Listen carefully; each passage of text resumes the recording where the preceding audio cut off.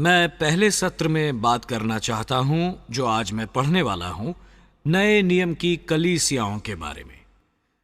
मैं फिर से पास्टर से बात कर रहा हूं। हमें बुलावा मिला है कलीसियाओं के निर्माण का। अब चाहे हम नए नियम की शैली में बनाएं या ऐसा ना बनाएं, हमें कलीसियाओं के निर्माण का बुलावा मिला है। मैं पहले एक छोटा शास्त्र अंश पढ़ना चाहूंगा जिसमें यीशु ने कलीसिया शब्द का इस्तेमाल किया था। ये यीशु की ही धारणा थी। वो केवल निजी तौर पर व्यक्तियों को उद्धार देने नहीं आए थे, बल्कि कलीसिया का निर्माण करने आए थे। पहला वो यादगार अवसर है जब उन्होंने अपने शिष्यों से पूछा था कि तुम क्या कहते हो, मैं कौन हूं? जो सबसे महत्वपूर्ण प्रश्न है। शिमोन पतरस ने जवाब दिया, तू मसीह है, जीवित परमेश्वर का पुत्र। वो पहला व्यक्ति था जिसने ऐसा कहा और यीशु ने उसका उत्तर दिया, धन्य है तू शिमोन जोना का पुत्र, क्योंकि ये तुझ पर मनुष्य द्वारा प्रकट नहीं किया गया, परंतु मेरे पिता द्वारा जो स्वर्ग में है। और मैं तुम्हें बताता हूं, तुम पतरस हो और इस चट्टान पर मैं अपनी कलीसिया स्थापित करूंगा और नरक के फाटक हावी नहीं होंगे। मैं तुझे परमेश्वर के राज्य की कुंजी सौंपूंगा। जो भी तू धरती पर जोड़ेगा वो स्वर्ग में जुड़ जाएगा, और जो कुछ तू धरती पर खो देगा वो स्वर्ग में खो देगा। ये है मत्ती अध्याय 6 में। हम अब पन्ना पलटते हैं और हम पाएंगे मत्ती 18 वचन 15 में, यदि तेरा भाई तेरे विरुद्ध अपराध करे तो जा अकेले में बातचीत करके उसे समझा, आपस में इस बात को सुलझाओ। यदि तेरी बात वो सुन ले तो तूने अपने भाई को पा लिया। यदि वो ना सुने तो 1 या 2 जन को अपने साथ लेकर जा, ताकि हर एक बात 2 या 3 गवाहों के मुख से निश्चित की जा सके। इस तरह शायद तू अपने भाई को जीत सकता है। लेकिन यदि वो उनकी भी ना माने तो कलीसिया से कह दे, परंतु वो कलीसिया की भी ना माने तो उसे अन्य जाति या महसूल लेने वाले जैसा जान।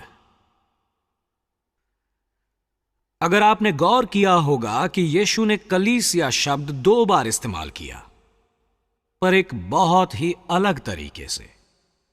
पहली बार उन्होंने कहा, मैं अपनी अलग कलीसिया बनाऊंगा, और वैसा वो तब से करते आ रहे हैं। और दूसरी बार वो हमें बताते हैं कि कुछ है जिसकी सूचना हम कलीसिया को दें। वो दोनों बातें एक नहीं हो सकती। और ये स्पष्ट है कि उन्होंने जब पहली बार कलीसिया शब्द इस्तेमाल किया, वो संदर्भ दे रहे थे सृष्टि के कलीसिया का, जिसमें हर मसीही का स्थान है, केवल मसीह का होने के गुण के कारण। क्योंकि आप मसीह के हैं, इसलिए आप उनके शरीर के हैं। पर फिर वो कहते हैं कि अगर तुम्हारा अपने भाई से विवाद हो तो कलीसिया को बताओ।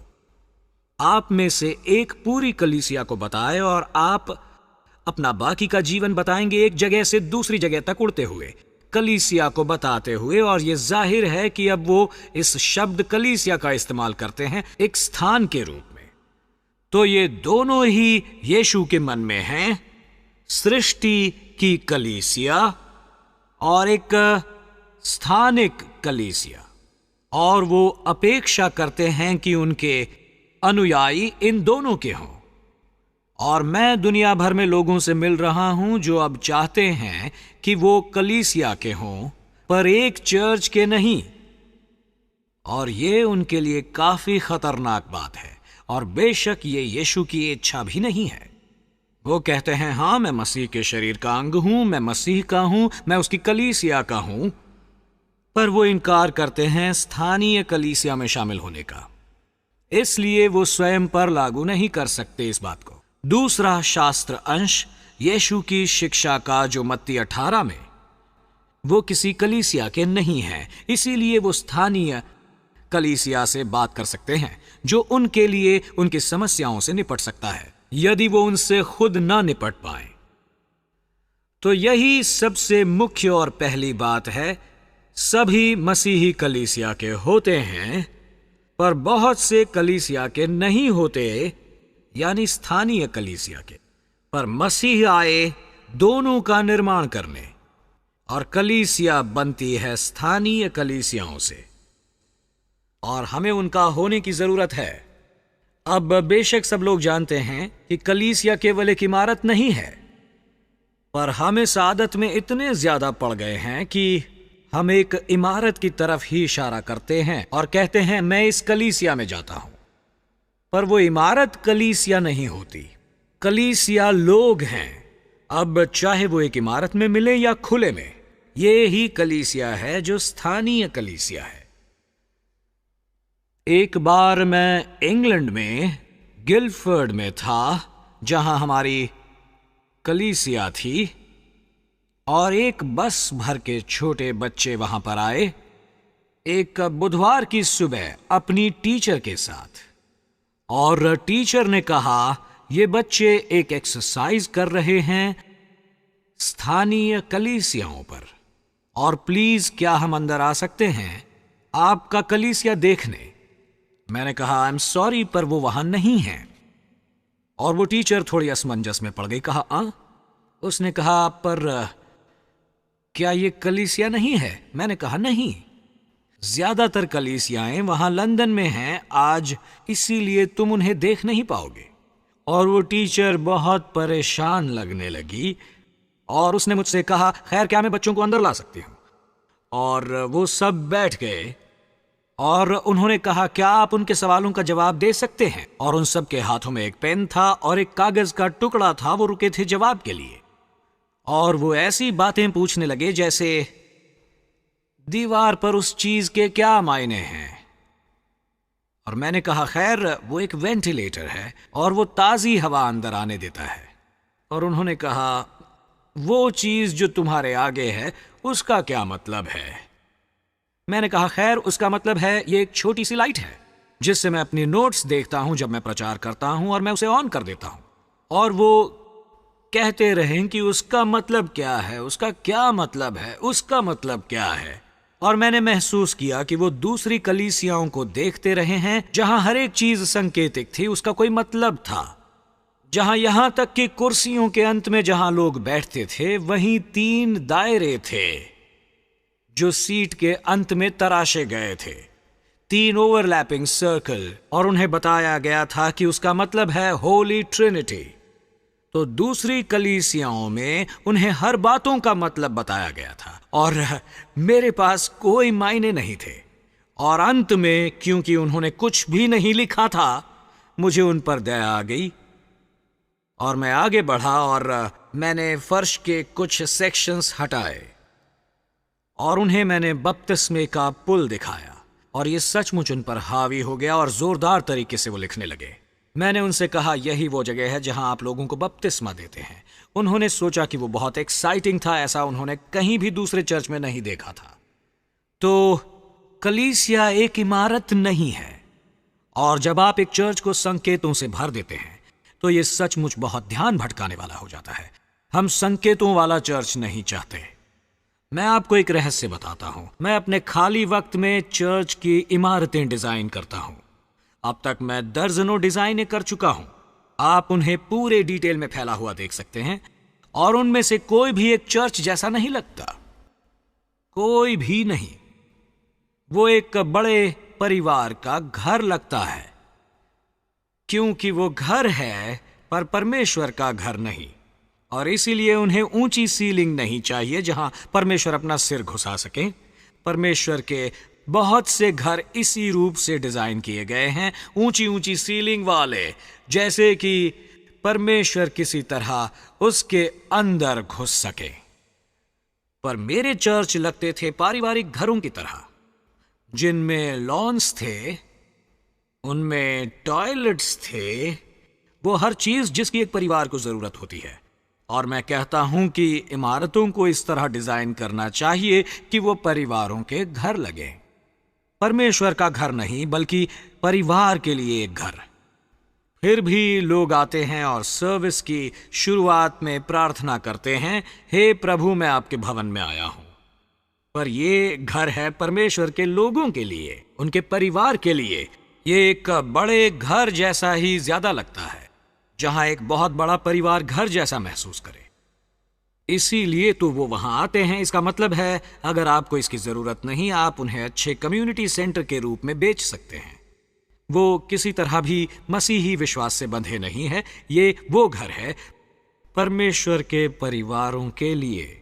मुझे कुछ और कहने की जरूरत नहीं है। हम उस इमारत के बाहर ये लिख कर लगा देते हैं कि यहां हर रविवार की सुबह कलीसिया मिलती है, और इसी ने इसे जनता की आंखों के सामने रखा है। और वो ना ही कलीसिया एक संप्रदाय है। यीशु ने कभी किसी संप्रदाय का निर्माण नहीं किया। इस शब्द का अर्थ है नाम, और हम नाम लेते हैं कलीसिया को या कलीसियाओं के समूह को एक नाम देते हुए। मैंने कुछ नाम सुने हैं, cornerstone church, mount Carmel church और बहुत से दूसरे ऐसे ही नाम। ये केवल डिनोमिनेशंस हैं। वो उस कलीसिया को नाम दे देते हैं और उसे दूसरों से अलग दिखाते हैं। ये वो नाम है जो मनुष्यों ने एक कलीसिया को दिया है। ये वो नाम नहीं है जो कभी परमेश्वर ने एक कलीसिया को दिया हो। मनुष्य एक नाम सोचता है अपनी सभा को दूसरों की सभा से अलग करने के लिए, और वो सब नाम मनुष्य ने दिए हैं। उनमें से एक भी परमेश्वर ने नहीं दिया। वो बस एक कलीसिया को नाम दे रहे हैं, और कलीसिया कोई संस्था नहीं है। आज कुछ कलीसियाओं के लिए सबसे नुकसानदेह पहलू यह है कि उनको गढ़ा गया है एक बिजनेस के रूप में। अक्सर इसकी नकल अमेरिका से की जाती है, जो स्वयं एक विशाल व्यापारी देश है, और इसीलिए पास्टर इस बिजनेस का मैनेजिंग डायरेक्टर होता है, और बिल्डिंग में कहीं वो सबसे बड़े ऑफिस में बैठता है और ऐसे व्यवहार करता है जैसे वो बॉस हो। और यही एक बिजनेस का मॉडल है, और कलीसिया एक बिजनेस नहीं होता। उसे बिजनेस की तरह होना पड़ता है जब वो पैसे के संदर्भ में हो, और बहुत से अन्य तरीकों से भी। पर कलीसिया एक बिजनेस नहीं है, ये एक संस्था भी नहीं है। ये एक जिस्म है, एक तरह का शरीर है। और सबसे बढ़कर कलीसिया एक क्लब नहीं है। कुछ कलीसियाएं एक धार्मिक क्लब ज्यादा लगती हैं बजाय किसी और चीज के। और एक क्लब को जो आप ज्वाइन करते हैं, आप अपनी मेंबरशिप और सब्सक्रिप्शन देते हैं, आप बिजनेस मीटिंग अटेंड करते हैं, नियमों का पालन करते हैं, और इन बिजनेस मीटिंग्स में आप वोट डालते हैं। पर वो कलीसिया नहीं है, वो केवल एक धार्मिक क्लब है। और चर्च एक क्लर्जी भी नहीं है।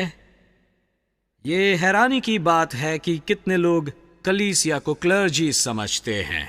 मेरे देश में जब लोग कहते हैं कि कलीसिया को इसके बारे में कुछ करना चाहिए, तो उनका मतलब होता है क्लर्जी, जैसे कि प्रोफेशनल मसीही और वो कलीसिया हो। और लोग कलीसिया पर दोष लगाते हैं। कुछ लोगों पर दोष नहीं देते जो कलीसिया में जाते हैं, वो क्लर्जी पर दोष लगाते हैं। पर क्लर्जी कलीसिया नहीं होती। इसीलिए कलीसिया एक इमारत नहीं, वो एक डिनोमिनेशन नहीं, ये एक संस्था भी नहीं, एक बिजनेस नहीं, ना ही एक क्लब है, और ना ही ये एक क्लर्जी है। तो फिर ये है क्या? चलिए कुछ बातों के बारे में सोचे जिन्हें बाइबल कलीसिया कहती है। सबसे पहले 3 शब्द जो शुरू होते हैं अक्षर एफ से। ये है एक फैमिली, ये है यीशु के भाई और बहन। ये एक परिवार होता है और उसके यही मायने हैं, यानी हर उस व्यक्ति को पहुंचाने होते हैं जो यहां आता है। अगला शब्द जो बाइबल इस्तेमाल करती है वो है फ्लॉक।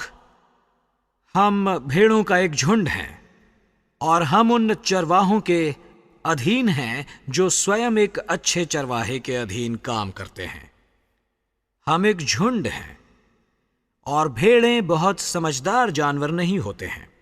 भेड़ों में ये आदत होती है कि वो अपनी मर्जी से इधर उधर जाती हैं और उन्हें एक चरवाहे की जरूरत होती है जो उन्हें इकट्ठे रखे और मार्गदर्शन करे। और जब आप मिडिल ईस्ट में एक चरवाहे की जिंदगी का अध्ययन करते हैं तो ये बिल्कुल भिन्न होती है। इंग्लैंड में एक चरवाहा भेड़ों का पीछा करता है, अक्सर एक कुत्ते के साथ। वो उनके पीछे रहता है। और मैं एक चरवाहा रह चुका हूं। मेरे पास बहुत साल तक एक शीप डॉग था। मैंने कोशिश की और किसानी छोड़ दी, पर इंग्लैंड में चरवाहे का काम अलग होता है। एक चरवाहे के रूप में मेरा पहला काम था कि एक सुई धागा लूं और मेमनों की आंखें सीकर खोलूं, क्योंकि बहुत सी भेड़ें अंधी पैदा होती हैं पलके मूंदे हुए, और आपको एक सुई धागा लेना पड़ता है और उनकी पलकें सी देनी पड़ती हैं जब तक कि मांसपेशियां मजबूत ना हो जाएं और धागा जंग खाकर टूट जाए और फिर आंखें खुले। मेरी ये पहली नौकरी थी। एक छोटी सी भेड़ मेरी गोद में और सुई धागा। मैं हैरान रह गया कि भेड़ ने मुझे ऐसा करने दिया। पर मिडिल ईस्ट में वो कुत्तों का इस्तेमाल नहीं करते, ना ही भेड़ों के पीछे भागते हैं। वो उनके आगे चलते हैं और उन्होंने हर भेड़ को एक नाम दिया होता है और चरवाहा बस आगे चलता है। चलो ब्लैक लेग्स, चलो वाइट वुल, और उसी नाम पर वो प्रतिक्रिया भी करते हैं। मुझे याद है मैंने 2 चरवाहों को देखा था मिडिल ईस्ट में। दोनों मिल रहे थे उनके पीछे आती उनकी भेड़ों के साथ, और वो फिर अचानक मिल गए और दोनों भेड़ों के झुंड घुल मिल गए। और इंग्लैंड में तो ये संकट खड़ा कर देगा। अगला 1.5 घंटा हम उन्हें फिर से अलग करने में ही बिताएंगे, पर उन्होंने ऐसा नहीं किया। वो चरवाहे बस आगे और पीछे मुड़े और अपनी भेड़ों को आवाज दी और वो फिर से 2 झुंडों में अलग हो गईं। वो घर चले गए। ये सब बहुत मायने रखता है जब आप उदाहरण के लिए यूहन्ना 10 पढ़ते हैं। मेरी भेड़ें मेरी आवाज पहचानती हैं, और वो उन्हें अलग अलग नाम लेकर पुकारते हैं। और मिडिल ईस्ट में एक चरवाहे को एक लंबा रास्ता तय करना पड़ता है, क्योंकि हर जगह घास नहीं उगती जैसा यहां इंग्लैंड में उगता है। वहां ज्यादा हरे मैदान नहीं होते। वहां थोड़े थोड़े हरियाली के टुकड़े पहाड़ों पर होते हैं। इसीलिए उसको हर दिन अपनी भेड़ों को साथ लेकर एक लंबी दूरी तय करनी पड़ती है। वहां घाटियों में जंगली जानवर घात लगाए बैठे होते हैं, इसीलिए वो 2 हथियार भी साथ रखते हैं। एक होता है हंसिया, घुमावदार सिरा और डंडा, जिससे वो भेड़ को गले से खींचकर अपने पास ला सकता है। पर दूसरा है छोटे छोटे तेज धार हथियार, और उनसे वो जंगली जानवरों पर प्रहार करता है, जैसे शेर पर। जंगली जानवर मिडिल ईस्ट में शेर होते हैं। इसलिए यहोवा मेरा चरवाहा है। उसके पास हंसिया है, लाठी, जिसमें से हंसिया भेड़ को खतरे से खींच लाने के लिए है और दूसरा है शत्रु को उससे मारने के लिए। और वो इन अंधेरी घाटियों से गुजरते हैं घास ढूंढने के लिए, और वहां घात लगाए बैठे होते हैं जानवर। चाहे मैं घोर अंधकार से भरी तराई से होकर चलूं, यहां वो मृत्यु शब्द का इस्तेमाल नहीं करता। वो बस यही कहता है कि जब मैं घोर अंधकार से भरी हुई तराई में होकर चलता हूं, आप मेरे साथ होते हो, हाथ में वो 2 हथियार लिए हुए। दूसरी दिलचस्पी की बात भेड़ों के बारे में यह है कि उनके नथुने और उनका मुंह, जो बहुत नजदीक होता है एक दूसरे से बजाय हमारे, और इसीलिए वो उछलते पानी से पानी नहीं पी सकते और वो गिर जाते हैं। इसीलिए उन्हें ले जाया जाता है शांत पानी की ओर, क्योंकि एक चरवाहा ही जानता है कि एक शांत पानी कहां है, जिसे वो पी सकें बिना डूबे, बिना अपने नथुनों में पानी खींचे। और फिर दोपहर को जब सूरज चरम सीमा पर होता है, वो चलती हैं तो उन्हें हीट स्ट्रोक हो सकता है। और मैंने देखा है मिडिल ईस्ट में अच्छा चरवाहा भेड़ों की टांगे एक छोटी रस्सी से बांध देता है और वो उनकी चारों टांगे एक साथ बांध देता है और उन्हें आगे धकेलता है, जिससे गर्मी में इधर उधर भागने की आजमाइश नहीं होती। वो आसपास भागते नहीं, वो मुझे सुखदाई जल झरने के पास ले चलता है।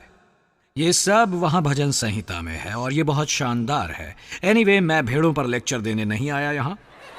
मैं यहां बात करूंगा झुंड के बारे में। पर यह आपको इतने आयाम देता है कि कैसे एक अच्छा चरवाहा अपने झुंड की देखभाल करता है और वो उनके लिए क्या क्या करता है। वो देखता है कि उन्हें खाना मिले, वो देखता है कि उन्हें विश्राम मिले, वो उन्हें सुलाता है जब जरूरत हो, और उन जंगली दरिंदों से लड़ता है जो हमला करना चाहते हैं, और स्वयं भेड़ों को अपने पास खींचता है जब उन पर कोई खतरा हो जाता है। ये सब पूरी तरह स्पष्ट है। तो कलीसिया एक परिवार है, ये एक झुंड है, और ये एक पवित्र आत्मा के साथ का मेलजोल है। अब ये शब्द मेलजोल काफी शक्तिशाली है उस संदर्भ में, बजाय उसके जिस तरह ये इस्तेमाल होता है। मुझे याद है एक पास्टर हमेशा कहते थे, आओ और चाय के कप पर थोड़ा मेलजोल बढ़ाओ। अब हमेशा मुझे यही विजन मिलता कि सब लोग भीड़ में इकट्ठे हो गए हैं चाय के एक प्याले में, और मैं सोचता कि ये तो बड़ी अजीब बात है कहने के लिए। मेलजोल यानी फेलोशिप एक शब्द है कोइनोनिया, और ये एक बहुत लाभदायक शब्द है। इसका इस्तेमाल होता है सियामीज ट्विंस के लिए। ये दो जुड़वा होते हैं जो जन्म से ही एक दूसरे से जुड़े होते हैं और उनका रक्त प्रवाह एक ही होता है। ये उनके बहुत से अंग भी एक से होते हैं, और सबसे मुश्किल सर्जिकल ऑपरेशन है उन्हें अलग करना। बेशक कुछ तो अलग नहीं किए जा सकते, और वो अपना बाकी का जीवन एक साथ जुड़े ही बिताते हैं। सायमीज ट्विंस या कोइनोनिया, वो एक दूसरे के बिना नहीं जी सकते। और हम में है आत्मा के साथ कोइनोनिया, जिसका मतलब है वही पवित्र आत्मा हम सब के अंदर बह रहा है, और इसीलिए हमें भी अलग करना बिल्कुल सर्जिकल ऑपरेशन की तरह है। हम कितने करीब हैं, यानी कि हम शेयर करते हैं एक ही जीवन। और ये बस केवल मित्रता ही नहीं, हम अक्सर ये शब्द फेलोशिप इस्तेमाल करते हैं फ्रेंडशिप के स्थान पर यह कहीं ज्यादा शक्तिशाली शब्द है। ये उन्हीं लोगों के बीच मौजूद होता है जिनमें एक ही पवित्र आत्मा दोनों में बह रही होती है। इसीलिए वो मसीही जिन्होंने पवित्र आत्मा ग्रहण किया, जब वो एक दूसरे से मिलते हैं 5 मिनट के अंदर ही वो ऐसे बातें करते हैं जैसे वो एक दूसरे को जीवन भर से जानते हो। ये बहुत ही असामान्य बात है। मुझे इंडोनेशियन में 3 बातें पता है, और कुछ भाषाएं जिनमें मैं काम करता हूं, और आपकी कोई भी भाषा हो, 3 शब्द होते हैं जो सभी भाषाओं में एक ही हैं: हालेलुया, टैक्सी और कोका कोला। तो जहां कहीं भी मैं दुनिया में जाऊं, अगर मैं प्यासा हूं तो मैं चिल्लाता हूं कोका कोला, और मुझे कहीं जाने की जरूरत है तो मैं चिल्लाता हूं टैक्सी। लेकिन अगर मुझे फेलोशिप की जरूरत हो तो मैं चिल्लाता हूं हालेलुया। और जो कोई भी पीछे मुड़ता है और मुस्कुराता है, वो मसीह मेरा भाई या मेरी बहन है, और इस तरह फेलोशिप बन जाती है फौरन। ये एक बहुत ही आश्चर्यजनक बात है जो उन लोगों के बीच होती है जो एक ही आत्मा शेयर करते हैं। 3 बहुत प्यारे शब्द हैं जो कलीसिया का वर्णन करते हैं, और वो एक साथ और किसी भी संदर्भ में इस्तेमाल नहीं किए जाते। पर 3 और शब्द जो इस्तेमाल किए जाते हैं, जिनकी शुरुआत होती है अक्षर बी से। नए नियम में कलीसिया एक बॉडी यानी देह है, एक शरीर, मसीह का शरीर इस धरती पर, और इसलिए वो मसीह ही है। अकेला मसीह अपने आप में ऐसा है जैसे एक छोटी उंगली फर्श पर खुद ही चल रही हो। इसकी कल्पना करना भी हास्यास्पद है। यदि आप एक सदस्य खो देते हैं तो कलीसिया अंगहीन हो जाती है। अचानक आपने क्लब का एक सदस्य खो दिया है, आपने शरीर का एक अंग खो दिया है, और वो शरीर के महत्वपूर्ण अंग थे और उस शरीर में उनका विशेष कार्य था। पर शरीर के बहुत से अंग होते हैं। कुछ लोग असल में अपने अंग खो देते हैं और कुछ आश्चर्य तरीके से फिर भी चलते रहते हैं अपने जीवन में। वो जो व्हील चेयर में होते हैं उनके लिए, वो जिन्होंने अपनी टांगे खो दी हैं या ऐसा कुछ, क्या आपने देखा है? सभी ओलंपिक के बाद आते हैं पैरालंपिक, उनके लिए जिनके हाथ पांव नहीं हैं। और ये कमाल की बात है कि वो क्या क्या कर सकते हैं और फिर भी वो दिव्यांग हैं। और कलीसिया जो एक शरीर है कुछ खो देगी और दिव्यांग हो जाएगी यदि वो एक सदस्य खोती है। और सदस्य वो नहीं जिसका नाम किताब में लिखा है, ये वो है जो दूसरे लोगों के प्रति कर्तव्य निभा रहा है, दूसरे सदस्यों के प्रति और एक काम कर रहा है, वो काम जब वो स्वयं नहीं कर सकते। ये एक अनुपम धारणा है लोगों के एक साथ आने की। क्लब इससे बिल्कुल अलग होती है। फिर भी ये भी कलीसिया एक ब्राइड यानी दुल्हन है, एक दुल्हन। और जब आप मसीह की कलीसिया के सदस्य बनते हैं, आप उसकी दुल्हन का हिस्सा बन जाते हैं। आपकी अभी तक शादी नहीं हुई, आपकी मंगनी हुई मसीह से इस जन्म में, और एक दिन शादी होगी। और बाइबल का अंत होता है एक किसी भी अच्छे रोमांस की तरह, और उनकी शादी होती है और हमेशा सुख शांति से रहते हैं। यही बाइबल का अंत है। इसका अंत होता है एक विवाह से। इस वक्त मसीह से मेरा रिश्ता है कि मेरी उनसे मंगनी हुई है, मेरी सगाई हुई है, और मैं उस रिश्ते को पूरा होते हुए देखना चाहता हूं, विवाह में तब्दील होते हुए। और इसीलिए भावी दुल्हन अपना समय बिताती है विवाह के लिए तैयारी करते हुए। और हमें बाइबल में यह बताया गया है कि उसका क्या मतलब है। इसका मतलब है कि हमें भले कामों का विकास करना है जो दुल्हन के लिबास की तरह होता है। और हर दुल्हन विवाह जोड़े में सजना चाहती है। मेरे ख्याल से यहां भी यही सच है। यह संकेत है कौमार्य का, और यह कि उसने स्वयं को पवित्र रखा अपने दूल्हे के लिए। और वो अंतिम बीज जिसका वर्णन है नए नियम में, यह है बिल्डिंग। जी हां, बिल्डिंग। पर उस तरह की बिल्डिंग नहीं जिसे हम चर्च कहते हैं, पर एक बिल्डिंग जो जीवित पत्थरों से बनी है और जिसके मसीह प्रमुख कोने का पत्थर हैं। एक बिल्डिंग जो एक मंदिर है जहां परमेश्वर रह सके। पर यह एक बिल्डिंग है, पर यह पत्थर और ईंटों की बिल्डिंग नहीं है, पर लोगों से बनी हुई एक बिल्डिंग है जो मिलकर परमेश्वर को धरती पर जीने देती है, क्योंकि परमेश्वर का वास होता है अपने पवित्र मंदिर में। और कलीसिया परमेश्वर का वो मंदिर है उनके रहने के लिए। सबसे अनूठा वर्णन एक कलीसिया का है नए नियम में, जो इसे बिल्कुल बनाता है इस धरती की किसी और संस्था से अलग, बिल्कुल अनूठा।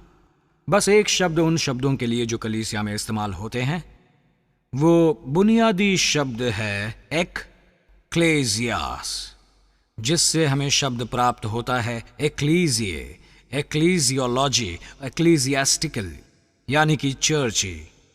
और उस शब्द का मतलब है बाहर बुलावा, एक्लेसिया। और हमें बाहर बुलावा मिला है। हम बाहर बुलावे वाले असेंबली ऑफ गॉड हैं। पर यह शब्द प्राचीन ग्रीक में इस्तेमाल होता था राजनैतिक सभाओं में, जब लोगों के प्रतिनिधि एक साथ आते थे एक प्रजातांत्रिक सरकार के रूप में। पर यह एक कलीसिया नहीं है किसी और प्रजातंत्र के लिए। पर हम इकट्ठे आए हैं संसार से निकलकर, हमें संसार से बाहर बुलाया गया है एक साथ जाने को। और ग्रीक शब्द है एक साथ आने के लिए सोनोगोके। सुन यानी एक साथ और गोके यानी आना। एक सिनेगॉग है एक साथ आना परमेश्वर के लोगों का, इसीलिए हम बाहर बुलाए गए हैं एक साथ आने के लिए। यह शब्द सिनेगॉग बहुत महत्वपूर्ण है क्योंकि नए नियम की कलीसिया बनाई गई है सिनेगॉग के आधार पर। उनके आगे थी यहूदी सिनेगॉग, और सिनेगॉग बेबीलोन में और विकसित हुई जब वो मंदिर से अलग की गई और उनके पास कोई मंदिर नहीं था एक साथ आने को, इसीलिए उन्होंने स्थानीय मंदिर को ही विकसित किया और पूरा नए नियम का चर्च मॉडल किया गया है सिनेगॉग की शैली में। क्योंकि हमारे लिए मंदिर स्वर्ग में है, असली मंदिर यरूशलेम का मंदिर उसी की नकल था। उससे पहले वाचा का तंबू एक नकल था, और वो जिन्होंने उसे डिजाइन किया था उन्हें झलक दिखाई गई थी स्वर्ग के मंदिर की। असली वाचा का तंबू स्वर्ग में दोनों मंदिर और वाचा का तंबू डिजाइन किए गए थे उसी बेसिक लेआउट पर, जहां परम पवित्र स्थान सबसे बीच में आता है और उसके बाहर दरबार बनाए जाते हैं जहां लोग आकर उपासना करते हैं। दोनों वाचा का तंबू जो लगभग एक चलता फिरता तंबू ही था, और मंदिर जो एक ठोस पत्थर की इमारत था, वो एक ही प्लान पर मॉडल किए गए थे। पर हमें मंदिर की जरूरत नहीं है, हमें पुरोहिताई की जरूरत भी नहीं है, हमें बलि और वेदियों की जरूरत भी नहीं है, और वो इसलिए क्योंकि वो सब कुछ हो चुका है और उसे वापस लगा दिया गया है स्वर्गीय वास्तविकता में। हमारा वहां पर एक महायाजक है जिसने हर वो बलिदान दे दिया जिसकी हमें जरूरत थी। इसीलिए हम कलीसिया में चले नहीं आते एक भेड़ और कबूतर लेकर या कुछ ऐसी चीज जिसका गला काटना पड़े परमेश्वर की उपासना के लिए। मेरा कहने का मतलब है कि पुराने नियम में जब आप परमेश्वर की उपासना करते तो ये एक रक्त स्नान होता, ये एक बूचड़ खाने की तरह था, बलिदान का स्थल जहां हर जगह लहू बह रहा था। यह बहुत ही अजीब नजारा था, पर हमें इसमें से कुछ की भी जरूरत नहीं। हमें उन सब चीजों में से किसी की भी जरूरत नहीं थी जिन्हें यहोवा ने कहा था मूसा को कि वो उनका पालन करें मसीह में, और वो असली मंदिर में प्रवेश कर गए हैं हमारी ओर से अपने खुद के बलिदान को परमेश्वर के सामने प्रस्तुत करते हुए, हमारे पिता के सामने हमारे पापों के लिए। इसीलिए हमें बस सिनेगॉग की जरूरत है। और हम एक बहुत बड़ी गलती करते हैं जब हम धरती पर मंदिर बनाने की कोशिश करते हैं। वो इमारत, बहुत सी कलीसियाओं ने ऐसा किया है और उन्हें ग्रीक मंदिरों के आधार पर मॉडल किया है। यह आश्चर्य की बात है कि कितने चर्च ग्रीक मंदिरों की तरह लगते हैं जिनमें सामने पिलर्स होते हैं। मुझे याद आ रहा है एक अनोखा अनुभव जब मैं पहल न्यूजीलैंड गया था। मुझे ख्याल ही नहीं रहा कि जब मैं हवाई से निकल जाता हूं, एक डे क्लाइम से गुजरते हुए मैं पश्चिम की ओर न्यूजीलैंड जा रहा था। मैं लॉस एंजलिस और हवाई से गुजरते हुए न्यूजीलैंड गया। मैं हवाई से निकला बृहस्पतिवार की रात करीब 10 बजे, और मैं पिचका हुआ था 2 विशालकाय साउथ सियालियन लेडीज के बीच, और वो बहुत मोटी थीं और उनके गले में फूलों की बहुत सी मालाएं पड़ी थीं। ऐसा था जैसे आप कई दिन ग्रीन हाउस में रह रहे हों, और मैं उन दोनों के बीच दुबका हुआ था। और फिर मैंने सोचा कि मैं और 12 घंटे न्यूजीलैंड नहीं पहुंच सकता, मैं सो जाऊंगा, क्योंकि मुझे पता है कि मैं शनिवार दोपहर 3 बजे प्रचार करने वाला हूं। और फिर मैंने सोचा कि मुझे अच्छी 24 घंटे की नींद मिलेगी, और मेरी उड़ान खत्म होती है, पायलट की आवाज आती है कि अब हम शनिवार की सुबह 1 बजे पर हैं। मैंने कहा ऐसा नहीं हो सकता, हम अभी अभी तो हवाई से निकले हैं और ये था 10 बजे बृहस्पति रात को। हमने डे क्लाइम को पार किया और मैं जहाज से उतरा और एक कार में बैठा और आधे घंटे बाद मैं ऑकलैंड, न्यूजीलैंड के सबसे बड़े चर्च में प्रचार कर रहा था।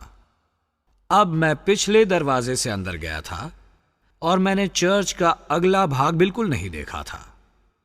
मुझे याद नहीं कि मैंने क्या कहा, ना ही उनको भी याद होगा, पर मुझे अवश्य याद है, थोड़ा धुंधला सा, कि जब मैं अपने उपदेश में आधा पहुंचा तो परमेश्वर ने मुझे एक विजन दिया और मैंने एक बहुत बड़ा जहाज देखा, एक औसतन लाइनर जो वहां अटका हुआ था और आगे नहीं जा सकता था। अब 1 या 2 हफ्ते पहले QE2 में क्वीन एलिजाबेथ II जहाज वहां अटक गया था टूटी हुई इंजन की पाइपलाइन के कारण, और वो मुसाफिरों को वहां उतार कर लाए थे छोटी छोटी कश्तियों में और उन्हें नजदीकी बंदरगाह पर ले गए थे। और मैंने इस इतने बड़े पैसेंजर लाइनर के मुसाफिरों को देखा कि उन्हें वहां से ले जाया जा रहा था छोटी छोटी कश्तियों में, बंदरगाहों में। पर अजीब बात है कि जहाज का ब्रिज मिसिंग था और उसकी जगह पर था एक ग्रीक मंदिर। आप जानते हैं वो कैसे लगते हैं, जिनमें खंबे थामे रहते हैं ऊपर एक त्रिकोण आकार को। और मैंने सोचा कि ये तो बहुत अजीब बात है, और मैंने वहां मंडली को बताया और वो कांप कर रह गए, क्योंकि उस चर्च का अगला भाग एक ग्रीक मंदिर की तरह था।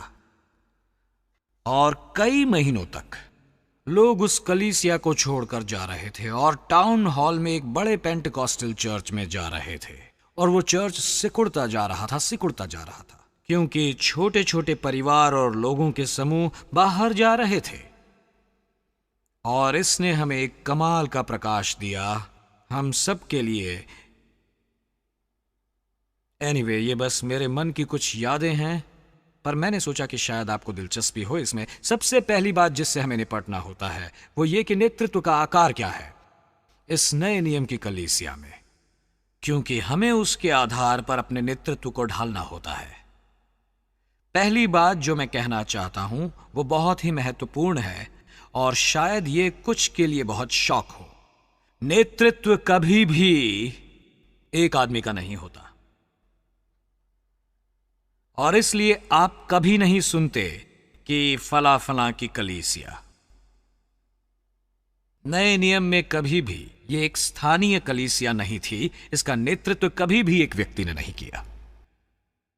नए नियम की कलीसिया में कभी भी पास्टर जैसी कोई भी चीज नहीं है। उसे सिनेगॉग के आधार पर बनाया गया है, जिसका नेतृत्व करते हैं मनुष्यों के समूह।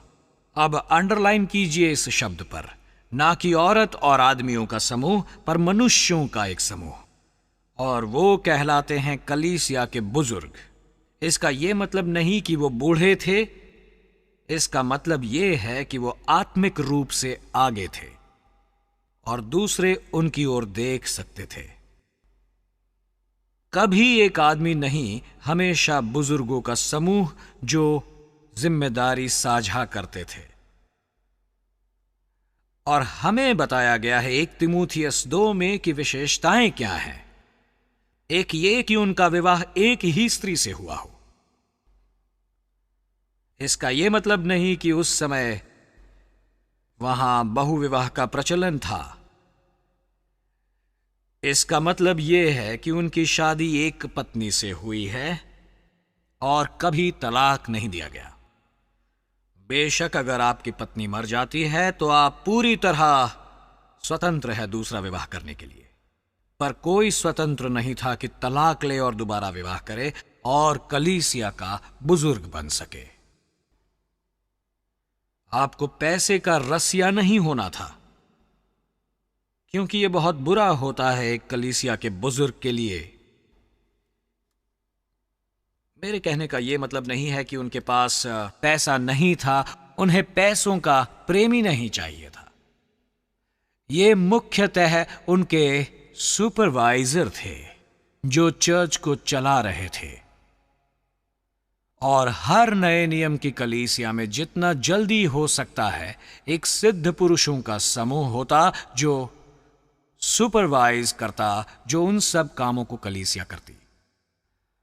हम जल्दी ही देखने वाले हैं नए नियम की कलीसिया में अनुशासन की ओर, और ये एक व्यक्ति द्वारा नहीं किया जा सकता। और इसीलिए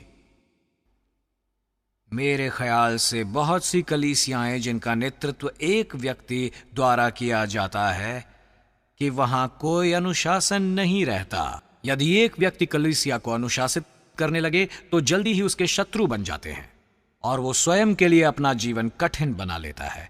पर यदि पुरुषों का एक समूह यह मिलकर करता है तो अनुशासन लागू करना बाकी लोगों पर बहुत आसान हो जाता है। तो एक तरफ तो है पुरुष बुजुर्ग जो चुने जाते हैं उन मसीहों में से जो एक साथ इकट्ठे हुए हैं, जैसे ही दूसरों के मुकाबले उन्होंने ज्यादा सिद्धता दिखाई हो। एक और क्वालिफिकेशन थी कि उन्हें अच्छी रिपोर्ट हासिल करनी थी किसी बाहर के व्यक्ति द्वारा। जब हम अपने चर्च में एक बुजुर्ग का चुनाव कर रहे थे तो हम उस कैंडिडेट जिसे हम सोच रहे हैं उसके एम्प्लॉयर के पास जाते और कहते, तुम इस आदमी के बारे में क्या सोचते हो? मुझे याद है मैं इलेक्ट्रिसिटी बोर्ड में गया था, क्योंकि वो आदमी जिसे हम सोच रहे थे एक बुजुर्ग के रूप में वो इन लैंडलाइन का मैनेजर था, देश भर में इलेक्ट्रिसिटी देने वाले उन तारों के जरिए। और मैं उसके बॉस के पास गया और मैंने कहा, हम जॉन को कलीसिया का बुजुर्ग बनाना चाहते हैं, आप उसके बारे में क्या सोचते हैं? और इस इलेक्ट्रिसिटी बोर्ड के आदमी ने कहा, आप बहुत खुशकिस्मत होंगे उसे पाकर। अब हम भाग्य पर विश्वास नहीं करते, पर यही था जो उसने कहा था। और वो एक विश्वासी नहीं है, पर उसने कहा कि वो एक बहुत अच्छा आदमी है और आप भाग्यशाली होंगे उसे रखकर। हमें बाहर के आदमी से एक बहुत अच्छी रिपोर्ट मिली इस आदमी के बारे में, और वो असल में एक अच्छा बुजुर्ग बन पाया। तो हमें बताया गया 1 तीमुथियुस 2 में कि उन्हें कैसे चुनना है, किस किस्म का व्यक्ति, और सबसे ऊपर एक व्यक्ति जो अपने परिवार को अच्छे से संभालता है। क्योंकि यदि वो अपने परिवार को नहीं संभाल पाता तो वो परमेश्वर के परिवार को नहीं संभाल पाएगा। तो सबूत है उसके घर में और उसके पारिवारिक जीवन में। दूसरे व्यक्तियों का समूह एक संपूर्ण कलीसिया के ढांचे में लाने की जरूरत है। यह है डिकन्स। और यह मुझे स्पष्ट नजर आता है कि डिकन्स हो सकते हैं पुरुष या स्त्री, और उन्हें बुलावा मिलता है व्यावहारिक तरीके से कलीसिया की सेवा करने को। तो हमारे पास बुजुर्ग हैं जो सुपरवाइज करते हैं, ऐसे व्यक्ति, और पुरुष और स्त्री जो व्यावहारिक जरूरतों को पूरी करते हैं चर्च की। और फिर डिकन्स चुने जाते हैं उनके गुणों के कारण। दोनों ही बुजुर्गों और डिकन्स में आत्मिक गुण होने की जरूरत है। ये मत सोचिए कि एक पुरुष या एक स्त्री जो व्यावहारिक चीजों में अच्छे हैं उन्हें डिकन बनाया जाए। उन्हें आत्मिक व्यक्ति होने की भी जरूरत है, पर आप में वरदान होने चाहिए किसी व्यावहारिक क्षेत्र के लिए। तो हमारे चर्च में एक और वो फाइनेंस डिकन्स था जो पैसे की देखभाल करता था। हमारे पास केटरिंग डिकन्स था जो खान पान की देखभाल करता। एक म्यूजिकल डिकन्स था जो संगीत संभालता था। और हमारा एक बिल्डिंग डिकन्स भी था जो हमारे बिल्डिंग के ताने बाने भी देखता था। और इनमें से हर एक की व्यावहारिक सेवा होती कलीसिया के प्रति, और उसमें से हर एक के पास एक टीम होती जो उनकी मदद करते उनके काम में। हम एक नए नियम की कलीसिया बनाने की कोशिश कर रहे थे। तो हमारे पास एक बुजुर्ग थे जिनमें था मैं, एक मिश्रण था उन बुजुर्गों का फुल टाइम, स्पेयर टाइम या पार्ट टाइम वाले, पर वो सब बराबर के बुजुर्ग थे। मैं एक टीचिंग बुजुर्ग था। हमारे पास मशवरे वाले भी बुजुर्ग थे। हमारे पास जो बुजुर्ग था एक पास्टर के रूप में और उसके साथ साथ वो विधवाओं की देखभाल भी करता था। वो एक बिल्डर था और वो टूटी खिड़कियों की मरम्मत कर सकता था, चीजें सुधार सकता था, पर उसका मुख्य कार्य था उनकी आत्मिक देखभाल करना। इस तरह हमारे पास थे बुजुर्ग और डिकन्स, और मेरा मानना है कि सिनेगॉग का भी यही क्रम है, और प्रारंभिक कलीसिया में ये लाया गया सीधे ट्रांसफर द्वारा। तो एक कलीसिया की जरूरत है सबसे पहले बुजुर्गों की, सिद्ध पुरुषों का एक समूह, और फिर डिकन्स। और जैसा मैंने कहा, ये एक व्यक्ति पर केंद्रित नहीं होगा। वो पास्टर नहीं होंगे, वो होंगे टीचिंग बुजुर्ग और प्रभु सेवा वाले बुजुर्ग। कुछ होंगे जो प्रचार भी करेंगे, और कुछ को चर्च द्वारा पैसे भी दिए जाएंगे, ये बहुत स्पष्ट है। एक बुजुर्ग जो दोनों ही काम करता है, शिक्षा का और प्रचार का। मेरा मतलब अविश्वासियों को प्रचार और विश्वासियों को शिक्षा, क्योंकि वो दोहरे काम में लगे हैं। पौलुस कहता है कि वो दोहरे वेतन के लायक है, और ये उसका वचन है। पर पौलुस स्पष्टता से सिखाता है गलातियों 6 में, यदि आप किसी से लाभ प्राप्त कर रहे हैं अपनी और उसके आत्मिक योगदान के द्वारा, फिर उसे वापस सांसारिक योगदान का लाभ मिलना चाहिए। तो एक वेतनशुदा बुजुर्ग साफ देखा जाता है, या एक पार्ट टाइम बुजुर्ग जिसे आधा वेतन मिलता है। जब पैसा उपलब्ध हो तो ये जायज खर्चा है, पर पैसा बुजुर्गों के हाथ में नहीं होना चाहिए। डिकन आपके लिए फाइनेंसेस की देखभाल करें और उसे बुजुर्गों से अलग रखें, ये जरूरी है। और फिर उसमें कोई आजमाइश नहीं आएगी एक व्यक्ति के लिए कि वो अपनी जेब में पैसे डाल ले। और आपके पास एक केस है, एक पास्टर का इस समय, जो ऐसे प्रश्न पूछ रहा है जो कभी उठने ही नहीं चाहिए थे। हम उस पर बात करेंगे जब मैं फाइनेंस पर वापस आऊंगा। तो हमारे पास है बुजुर्ग और हमारे पास डिकन्स हैं। पहले बुजुर्ग चुने जाते हैं उस व्यक्ति द्वारा जो कलीसियाओं का बीज बोया जा रहा है, वो जो उन्हें शुरू कर रहा है। बाय द वे, वो प्रेरित जिन्हें बुलावा मिलता है कलीसियाएं बोने का, जहां कोई भी प्रेरित नहीं है वहां कभी खुद से कलीसिया का बीज ना बोए। हमेशा नए नियम में कम से कम 2 व्यक्ति होते हैं जो कलीसिया का बीज बोने जाते हैं, कभी भी एक नहीं। ये एक व्यक्ति का काम नहीं, और ना ही एक व्यक्ति और उसकी पत्नी का। 2 पुरुष, वो शायद अपने साथ ले जाएं कुछ स्त्रियों को, शायद वो अपने साथ ले जाएं पूरी टीम को, पर वो अपने बलबूते पर कभी कलीसिया का बीज बोने नहीं गए। एक बार फिर अगर हम केवल शास्त्र वचन पर चलें, हम बहुत सी समस्याएं खारिज कर सकते हैं। पहली नियुक्ति एक प्रेरित द्वारा। उदाहरण के लिए, पौलुस ने लिखा तितुस को और उसने कहा, मैंने तुम्हें वहां प्रधान बना करके रखा है ताकि तुम शहर में बुजुर्ग नियुक्त कर सको, क्योंकि वहां पहले ही कुछ परिवर्तकों का समूह था जो मिलते जुलते थे, पर उन्हें बुजुर्गों की जरूरत थी जितना जल्दी हो सके अपना काम आगे बढ़ाने। और बाद में जब प्रेरित चले गए और कहीं और कलीसियाएं बोने लगे, तो कलीसिया को अगला बुजुर्ग नियुक्त करना ही पड़ता है। और वो ऐसा कैसे करते हैं?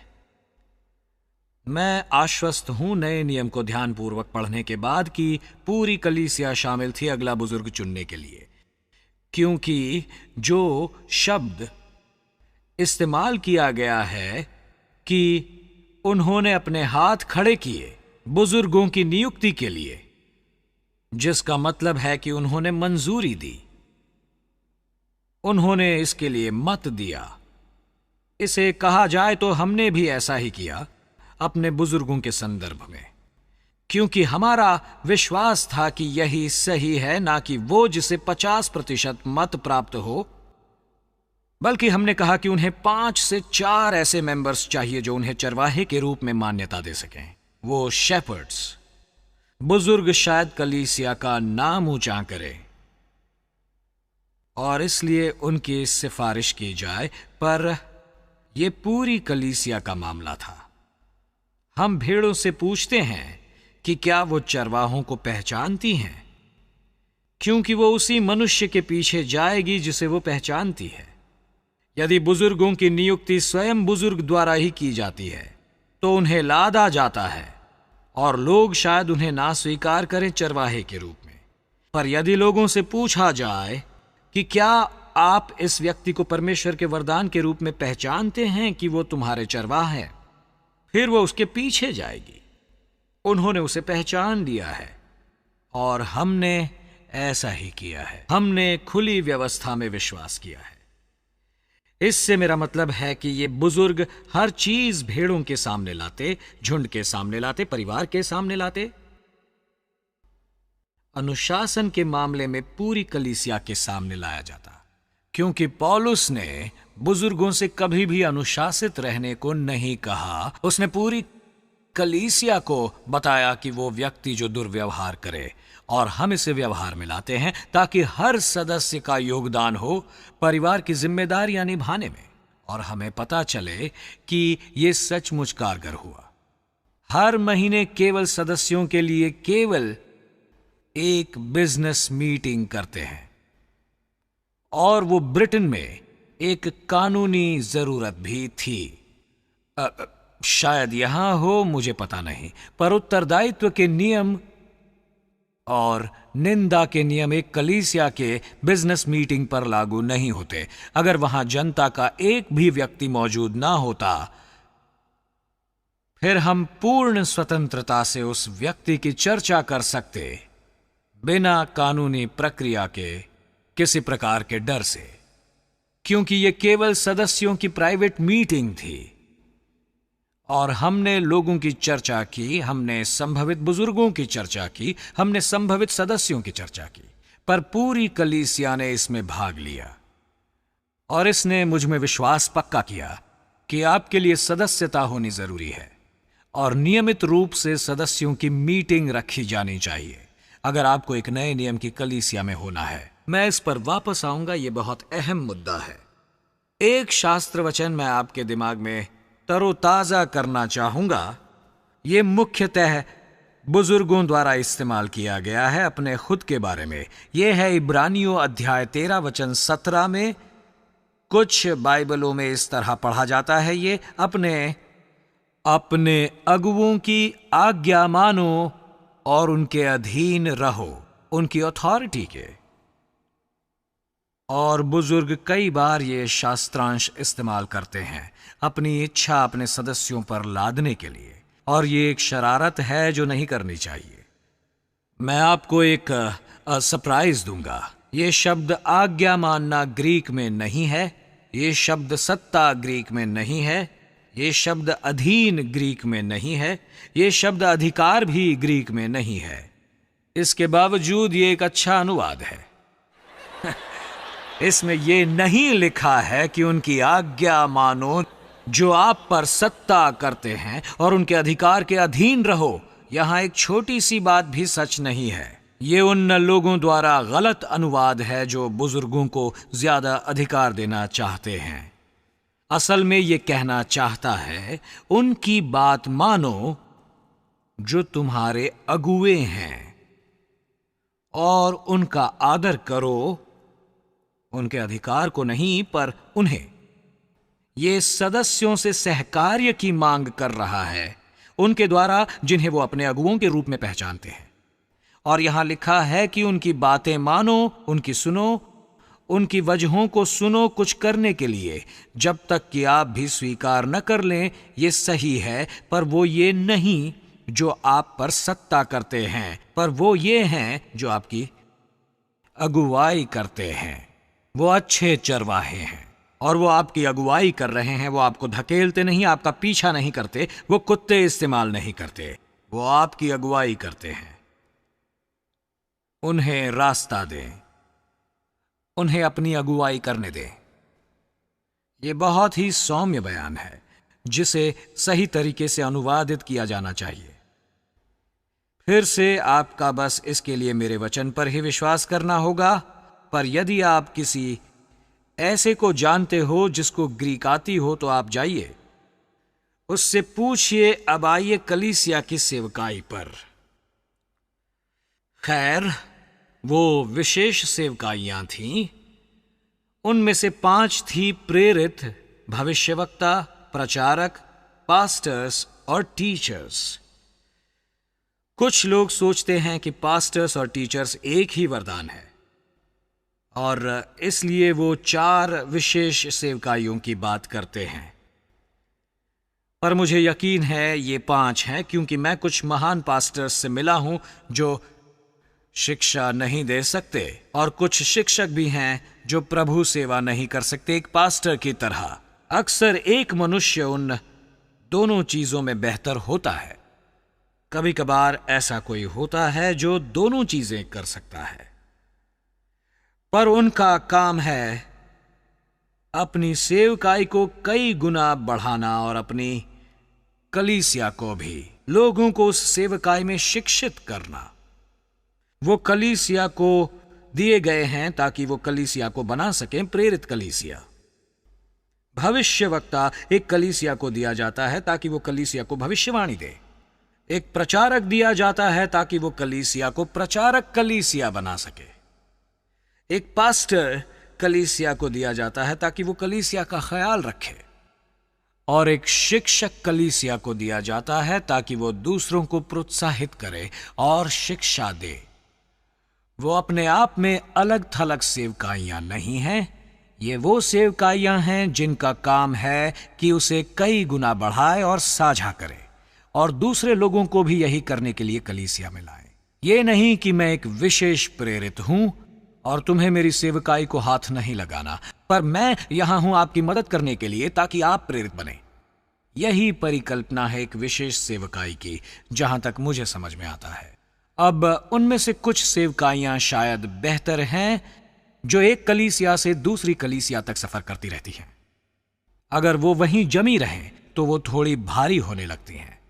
पास्टर्स और टीचर्स के लिए बेहतर रहता है कि वो कलीसिया के आसपास रहे, पर भविष्यवक्ताओं के लिए चलते रहना बेहतर होता है। मैं कुछ पास्टर्स को जानता हूं। मैं ऑस्ट्रेलिया में एक को जानता हूं जो स्पष्ट रूप से एक भविष्यवक्ता था, और मैंने कहा, तुम्हें पास्टर नहीं होना चाहिए, तुम वजनी हो। हर सप्ताह तुम अपना भारी कार्य प्रभु से प्राप्त करते हो और उसे लोगों तक लाते हो सीधे परमेश्वर से। या तो वो उससे आदी हो जाएंगे या फिर वो आपको सुनेंगे नहीं, या वो इतने डिप्रेस्ड हो जाएं कि वो ढेर हो जाएं आपकी भविष्यवाणी सुनकर। और प्रारंभिक कलीसिया में दरअसल ये चलन था कि एक भविष्यवक्ता केवल 2 या 3 दिन रहता था एक स्थान पर और फिर आगे चला जाता, और फिर लोगों पर वो भारी भविष्यवाणी युक्त संदेश प्रतिदिन हावी नहीं होता, हर रविवार को भी। प्रेरित बेशक चलते फिरते रहते हैं।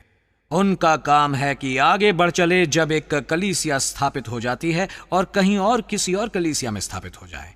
उनका काम था कि उस वर्जिन टेरिटरी को खोल दें कलीसिया को बोने के लिए जहां पहले कलीसियाएं नहीं थीं। यदि कोई प्रेरित बना रहता है, बन जाता है एक बिशप या आर्च बिशप भी बन जाता है। इससे मेरे कहने का मतलब है कि यदि कलीसियाएं स्थापित करने के बाद वो वहीं टिका रहता है उनका संचालन देखने, उसका काम है चलते रहना और कहीं और जाना। पौलुस एक प्रेरित था और जब उसने कलीसिया को चला लिया तो आगे अगले शहर पहुंच गया और वहां भी एक कलीसिया को चलाने लगा। इसलिए प्रेरित और भविष्यवक्ताओं के लिए चलना ही बेहतर रहता है और प्रचारकों के लिए भी एक कलीसिया से दूसरी कलीसिया तक चलते रहना ताकि उन कलीसियाओं में प्रचार हो सके।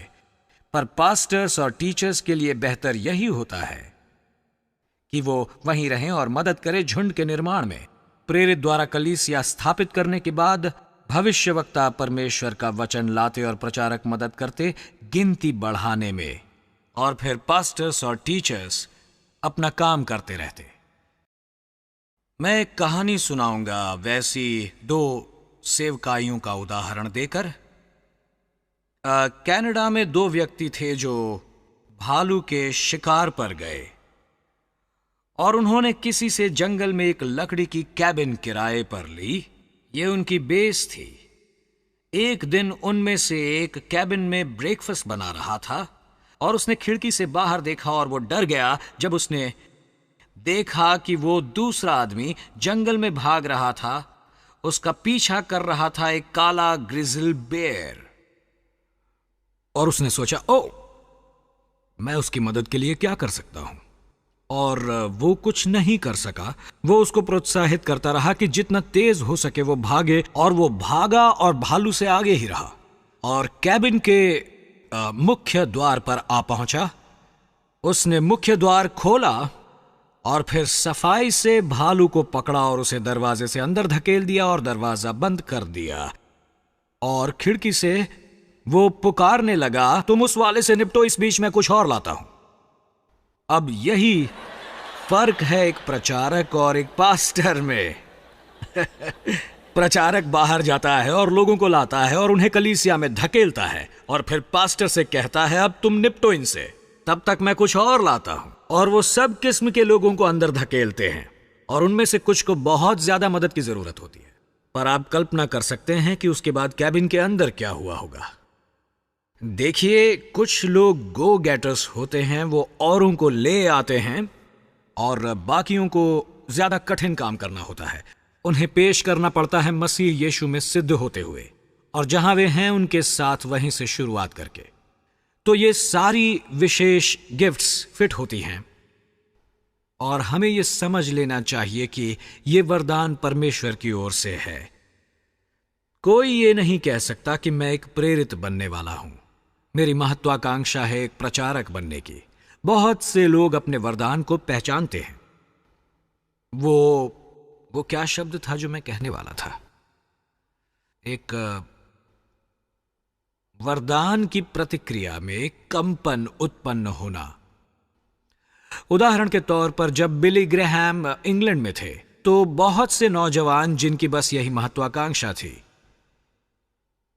कि वो उनके जैसा बने, पर दूसरों में भी अंदर हलचल हो रही थी और वो सोचने लगे, क्या परमेश्वर चाहते हैं कि मैं ये करूं? ये जो दूसरे जिनके अंदर हलचल चल रही थी और वो जो सोच रहे थे कि क्या परमेश्वर चाहते हैं मैं ये करूं, और उन्होंने पता लगाया कि उनके अंदर ये पहला कंपन, आत्मा में वो पहला बुलावा था प्रचारक बनने का। मेरे अंदर भी हलचल मची जब मैंने 2 लोगों के उपदेश को सुना, सचमुच उत्तम, और मेरे अंदर कुछ प्रतिक्रिया हुई उपदेश के प्रति, उसके कारण नहीं जो उन्होंने बताया, पर उसके कारण जो वो कर रहे थे। और मैं सोचने लगा, क्या परमेश्वर चाहते हैं कि मैं ये करूं? और यहां हूं मैं। ये विशेष वरदानों में से 5वां है, ना कि पहला या दूसरा या तीसरा या चौथा। मैं बहुत खुश हूं। असल में कुछ साल पहले मैं प्रभु से कह रहा था, अब मेरा वरदान क्या है, मेरी सेवकाई क्या है। मेरा पूरा यकीन नहीं है कि मैं क्या कर रहा हूं। और उन्होंने मुझे एक अजीब बात कही। उन्होंने कहा, डेविड, मैंने तुम्हें बनाया है एक अंडरलाइनर। मैंने सोचा, खैर ये तो बाइबल में नहीं है, अंडरलाइनर क्या होता है? और फिर उन्होंने कहा, तुम ज्यादा कुछ नहीं कहोगे जो लोगों के लिए नया है, पर तुम उसे अंडरलाइन करोगे जो मैं पहले से बता रहा हूं, इस हद तक कि जहां वे उसे करेंगे। मैंने सोचा, खैर हालेलुया, मैं प्रभु के लिए एक अंडरलाइनर बनूं।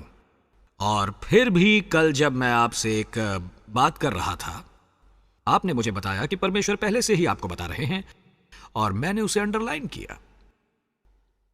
ये काफी शानदार मिनिस्ट्री है मेरे ख्याल से, उसे अंडरलाइन करना जिसे परमेश्वर पहले ही उनके हृदय में कर रहे हैं, ताकि वो उसे करें।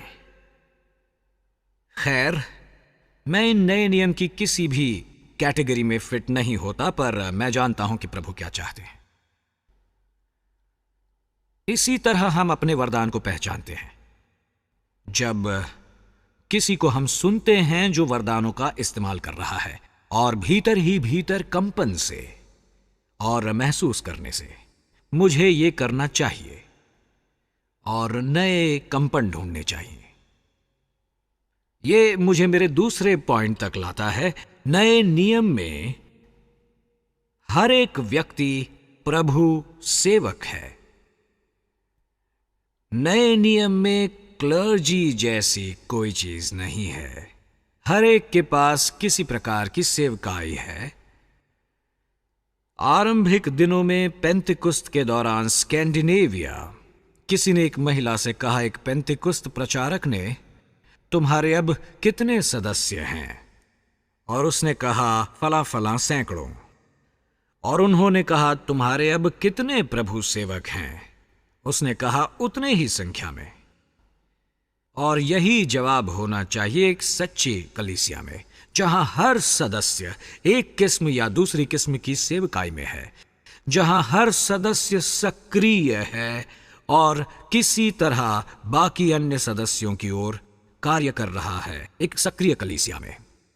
और कुछ क्षण में हम आएंगे नए नियम की कलीसिया के साइज पर, क्योंकि जितनी बड़ी कलीसिया होगी जिससे आप संबंधित हैं, इतने ही कम वरदानों की आपको जरूरत होगी। 10,000 की कलीसिया में भी एक प्रचारक की जरूरत तो होती ही है, और आप सावधान न रहें तो यह बहुत से दर्शक उत्पन्न करता है, पर उतनी ज्यादा सेवकाइयां नहीं, क्योंकि उनकी जरूरत ही नहीं। इससे आगे चलकर एक बड़ी कलीसिया को ज्यादा विकसित सेवकाई की जरूरत होती है।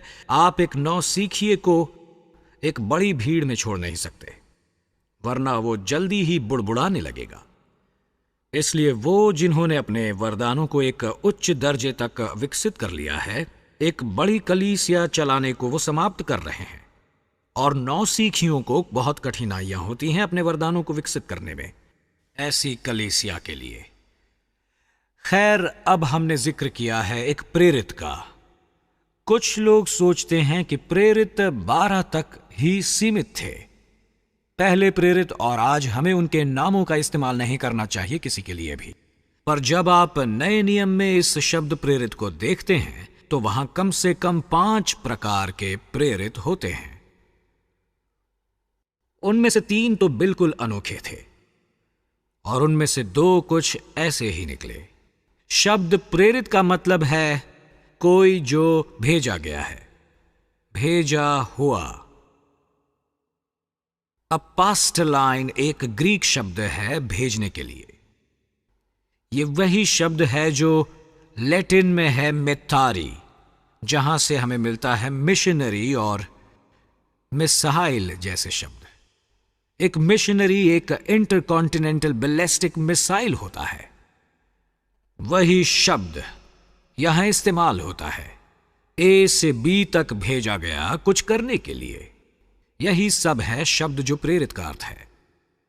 यीशु प्रेरित कहलाए गए क्योंकि पिता ने उसे स्वर्ग से धरती पर भेजा पापियों को बचाने के लिए। वो एक प्रेरित थे जो भेजे गए थे, और वो बहुत ही अनोखे थे। उन्होंने 12 आदमियों को चुना, जिनमें से एक नाकामयाब रहा, पर उन्होंने 12 आदमियों को चुना पहले शिष्य बनाने के लिए, जिसका मतलब है उनसे सीखना और फिर उन्हें बाहर भेजना 12 प्रेरितों के रूप में। और वो दूर दूर तक गए। थोमा दक्षिण भारत गया। अभी भी वहां दक्षिण भारत में उसके नाम का एक चर्च है। मैं गया था तमिलनाडु में, वो दक्षिणी प्रांत जो मद्रास के बाहर है कहीं। और दूसरे प्रेरित पूरी दुनिया में बिखर गए। वो सीधे यीशु द्वारा भेजे गए थे। और आज कोई भी उस तरह सीधे यीशु द्वारा भेजा नहीं गया। उन्हें यीशु को जानना जरूरी था उनके मृत्यु से पहले, उनके पुनरुत्थान के बाद, कि वो उनके निजी प्रेरक बन सकें। और इसीलिए जब यहूदा ने उन्हें दगा दिया तो उन्हें एक और को चुनना पड़ा।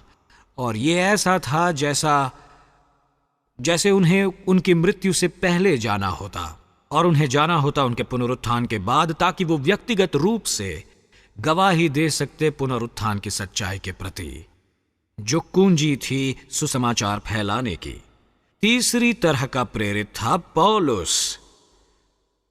और वही एकमात्र था इस प्रकार का, वो सभी प्रेरितों में अंतिम था, विशेष प्रेरितों में अंतिम।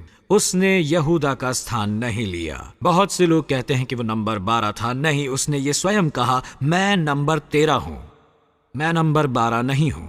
वो था क्योंकि उसने कलीसिया के 12 प्रेरितों की पुष्टि की और फिर उसने कहा, मैं ऐसा था जो गलत समय जन्मा।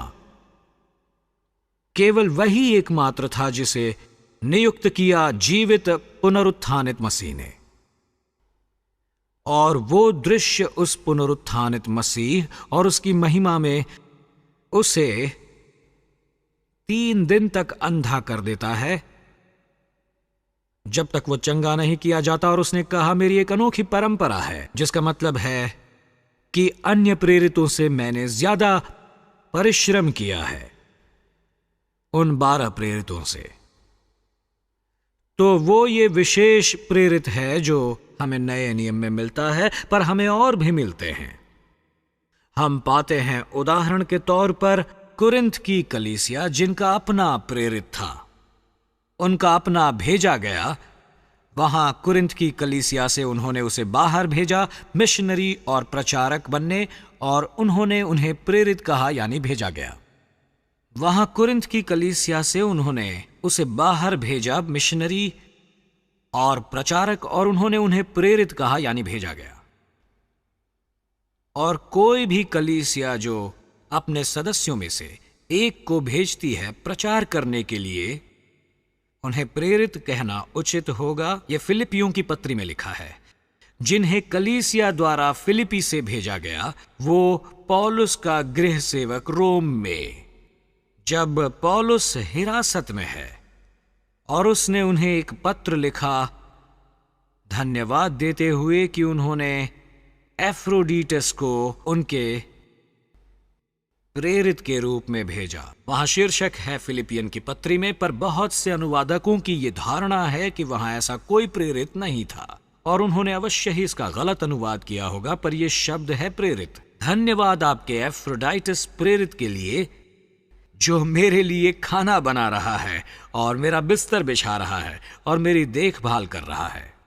हमारे पास एक बहुत ही कमाल का चर्च केयरटेकर था। मेरे कहने का मतलब है वो बिल्डिंग की देखभाल करता था। वो बहुत ही होशियार बढ़ई था और उसने बहुत सी अन्य चीजों को अपने हाथों से बनाया था। इमारत को साफ सुथरा रखता था वो, और उसने वो सब किया, इतना कि हम सोच भी नहीं सकते।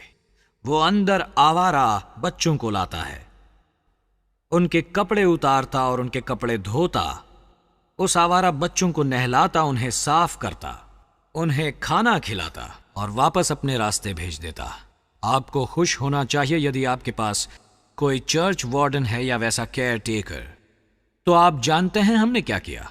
हमने उसे नासरत भेजा ताकि वो मदद कर सके अरबों के लिए एक अस्पताल बनाने में, और वो हमारा भेजा हुआ था इस्राएल के लिए, नासरत के लिए। वो कभी भी विदेश नहीं गया था, वो कभी हवाई जहाज में नहीं बैठा था, कभी नहीं, पर वो नासरत के लिए हमारा प्रेरित बना और उसने वहां एक अस्पताल बनाने में मदद की। वो हमारा भेजा गया था, भेजा गया ए से बी तक काम करने के लिए। यही सब है जो इस प्रेरित शब्द का मतलब है। तो ये सब उस पर निर्भर है कि उन्हें कौन भेजता है, कहां और किस कार्य के लिए, और वो कैसे उसे करते हैं। पर वो इस शब्द प्रेरित के लिए योग्य होते हैं, और आज के प्रेरित ऐसे होते हैं, पर उन्हें अवश्य ही कलीसिया द्वारा भेजा जाना चाहिए किसी और जगह कोई काम पूरा करने। आसपास बहुत से सेल्फ अपॉइंटेड प्रेरित हैं जो नकली प्रेरित हैं, जो सचमुच बिशप के रूप में काम कर रहे हैं, और वो कलीसियाओं की देखरेख कर रहे हैं, जो नया नियम नहीं है। ये शब्द बिशप नए नियम में इस्तेमाल किया गया है एक शब्द के अनुवाद के रूप में जो है एपिस्कोपोस, जो एक और शब्द है जो बुजुर्गों के लिए इस्तेमाल होता है। और नए नियम की कलीसिया में एक ही कलीसिया के लिए बहुत से बिशप थे। ये बाद में हुआ कि रोमी साम्राज्य ने उसे अधिकारी पद का दर्जा दे दिया और उसे कलीसिया ने अपना भी लिया, और फिर हमने एक बिशप को कई कलीसियाओं के ऊपर ठहरा कर उसका अंत किया। ये एक बहुत बड़ा अंतर है और ये कभी भी नहीं होना चाहिए था। पर नए नियम की कलीसिया में एक बिशप बस एक बुजुर्ग होता था। 3 शब्द इस्तेमाल किए गए थे। एपिस्कोपोस, जिसका इस्तेमाल होता है ओवरसीयर्स के रूप में। दूसरा शब्द जिसे मैं खोज रहा हूं, ओह डियर, कहां है वो? एपिस्कोपोस। डायग्नोस, ये एक डिकन के लिए था। पर एक और शब्द है जो मैं जानता हूं, प्रेस्ब्यूटेरोस, जो बुजुर्गों के लिए इस्तेमाल होता है। तो बुजुर्गों को 2 उपाधियां दी जाती, एपिस्कोपोस जिसका मतलब है ओवरसीयर्स, और प्रेस्ब्यूटेरोस जिसका मतलब है बुजुर्ग। फिर शब्द है डायग्नोस यानी डिकन, और यहां एक छोटा सा पजल है। नए नियम में एक आदमी है जिस पर ये तीनों शब्द लागू होते थे। वो कहलाता था एपिस्कोपोस, एक प्रेस्ब्यूटेरोस और डायग्नोस, और ये तीनों उस पर लागू होते हैं प्रेरितों के काम अध्याय 1 में, और तीनों उस पर लागू होते हैं। क्या आप में से कोई भी बता सकता है वो कौन था? नए नियम में एक बहुत ही अहम जगह है उनकी। बताइए अगर आप ये जानते हैं। अगर आप जानते हैं तो चुपचाप बैठिए मत, कोई भी जवाब दे सकता है। चलिए बताइए। पतरस नहीं?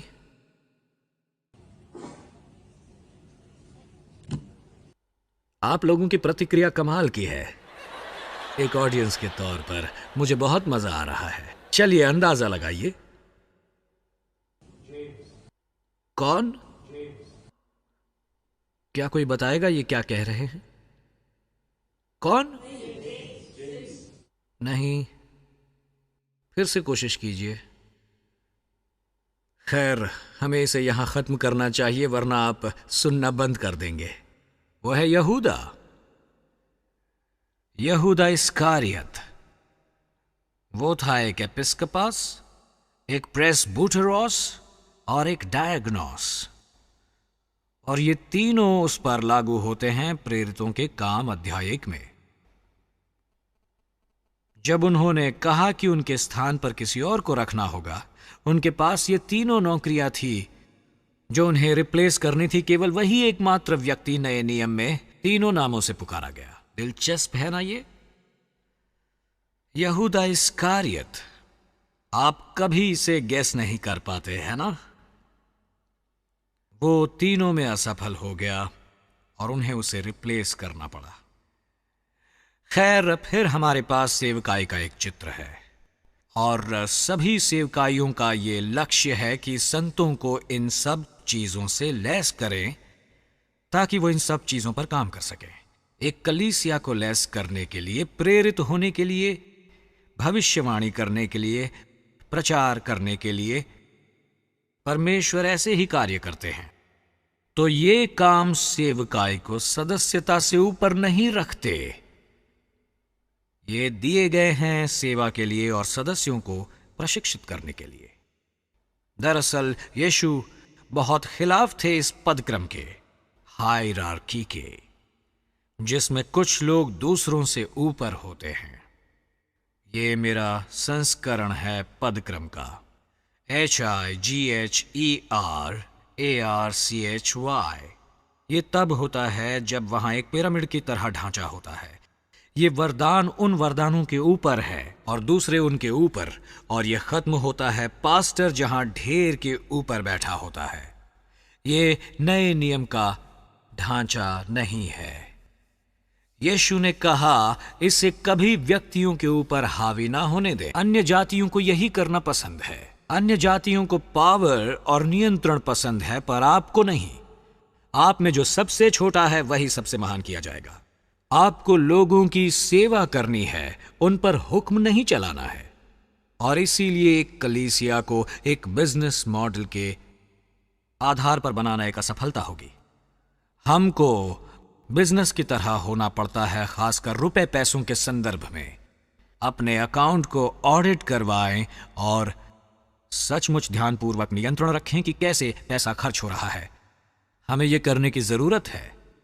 खैर, मेरे पास 3 मिनट बचे हैं, इसलिए मैं अगले विषय पर नहीं जाऊंगा, और वो विषय है कलीसिया का साइज क्या होना चाहिए। और अगली बार जब आप वापस आएंगे, हम उसके बारे में भी नए नियम में देखेंगे।